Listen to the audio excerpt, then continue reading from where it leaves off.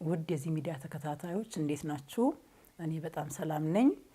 ዛሬ አብረን የምንመለከተው እግዚአብሔር ለምን ይዘገያል በሚል ዋና ርዕስ ውስጥ በዚህ ምድር ስንኖር ከእግዚአብሔር ሐሳብ ጋር ተጣብቀን ስለምንኖር ሁሉ ጊዜ ደግሞ እግዚአብሔር በዘመናት መካከል በራሱ ጊዜና በራሱ ሰዓት ነው ስራውን የሚሰራውና በእኛ የሰዓት አቆጣጠር እየዘገየ ይመስለናል።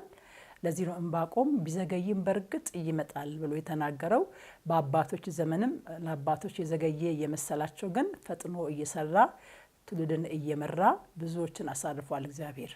ዛሬም በእኛ ዘመን የዘገየ ምንም እንኳን ቢመስለን ከሁኔታችን ተነስተን ከሰዓት አቆጣጠራችን ከግል እሳቢያችን ከምንሰማው ተስፋ ቃል ያ ተስፋ ቃል በዘገየ ቁጥር ልባችን እያዘነ ሲሄድ እግዚአብሔር የዘገየ ይመስለናል። በርግጥ በትክክል ለተናገረን ነገር እግዚአብሔር የሚሰራበት የራሱ ጊዜና ሰዓት አለው።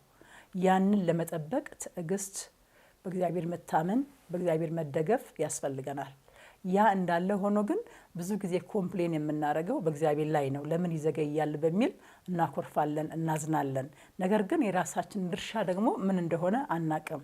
በዚህ ተከታታይ ትምህርት የራሳችን ድርሻ ምን እንደሆነ፣ እግዚአብሔር ደግሞ በምን ምክንያት ነው የሚዘገየው፣ ምን ሊሰራ ፈልጎ ነው የሚለውን አጫጭር ትምህርቶችን እንማራለን። ተከታተሉ።